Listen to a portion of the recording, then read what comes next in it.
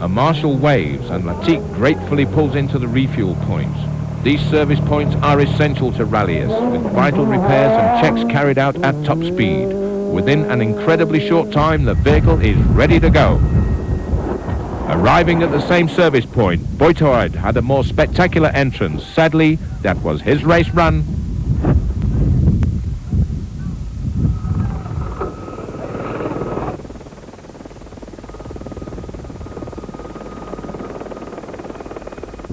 It seems no one escaped the share of drama and disaster during the long and grueling rally. Ambrosino, the fourth Camel Citroën driver, who'd been maintaining a constant 7th position and had not one but 2 punctures over the next 2 stages, losing precious time in the process.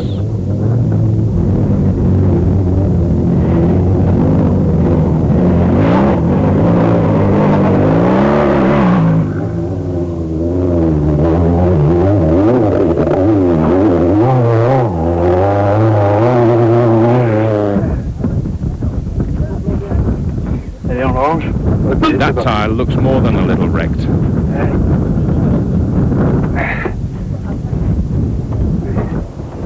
So does that one.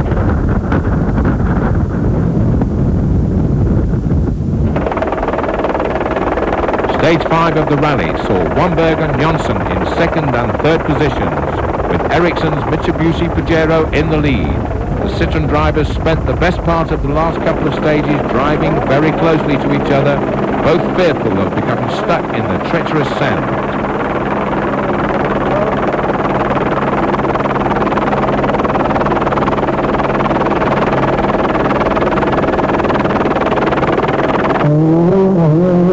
Latique's car hadn't missed a beat yet.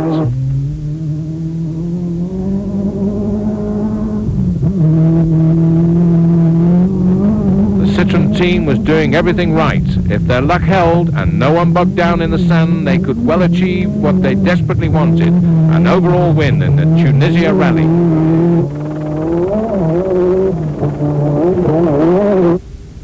Here's Sabi again in his Rothmans Mitsubishi Pajero. These competitors achieve speeds within the region of 200 and 210 kilometers an hour. That's low flying by anybody's standards. A blowout or a collision at the speed would be more than likely have fatal consequences.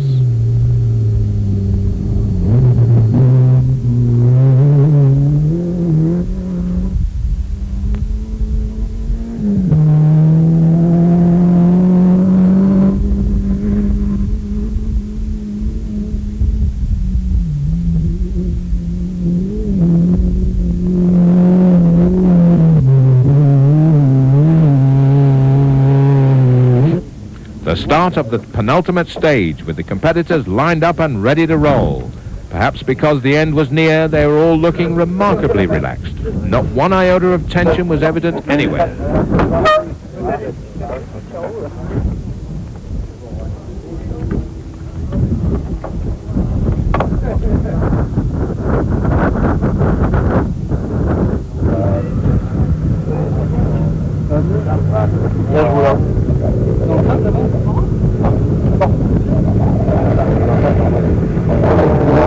Blast off, and away they go, the Citroëns leading the fray and ready to do battle to the bitter end. For the Mitsubishi Pajeros, the stage was a crucial one. Fontenay couldn't afford to let his concentration waver for an instant if he were to beat the Citroëns. As far as Ambrosino was concerned, the previous day's punctures were already forgotten. At this point, his main priority was maintaining a steady pace and allowing no delays to slow him down. If he'd had the time to look, he would have seen that this bit of the route was higher than most of what they'd passed through, with more interesting scenery, and should any teams unlucky enough to break down, at least they would have enjoyed the countryside.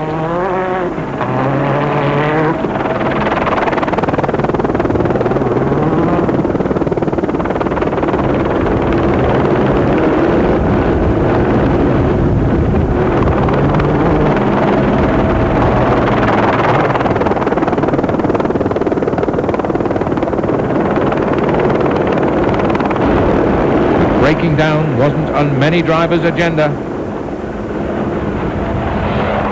Except for Sabi, his Rothman's Mitsubishi stopped with an unspecified problem, and Sabi refused to tell the cameraman what the trouble was. In fact, he claimed to be on a test session with the vehicle, denying he was actually rallying, and mumbled on about confidentiality clauses.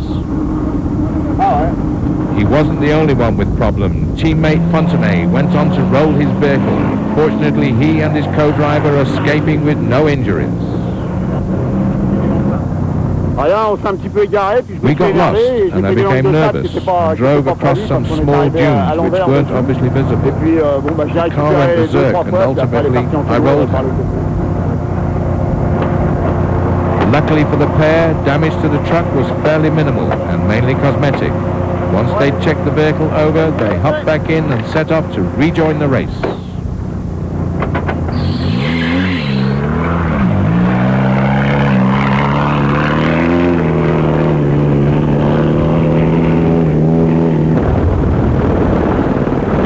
Keep a good team down, they say, and Fontenay went on to reach home 4th overall at the end of the event, winning the last and final stage.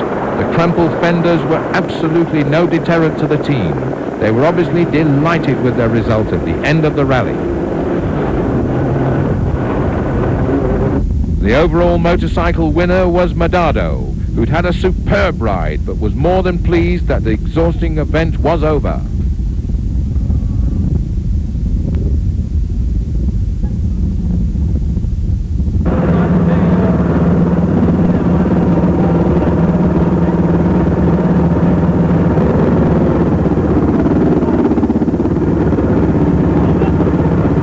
Crossing the line just before the Camel Citroëns was Fontenay, leader of the final stage and 4th overall, with the Citroëns taking the overall honours.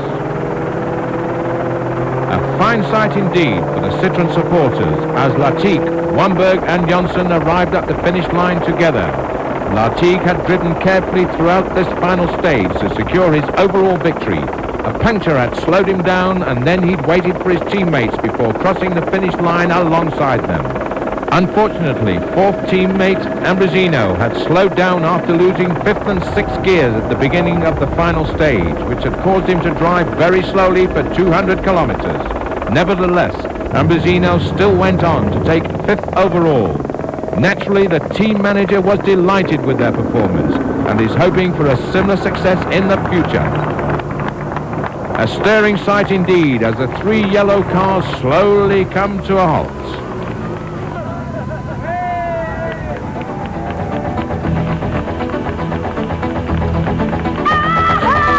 The end of the rally saw 4 Camel Citroëns, a Land Rover and a Mitsubishi making up the top 5 vehicles. The leading 6 motorcycles were a very assorted bunch, with Italy taking 1st and 3rd overall positions on the Geleras.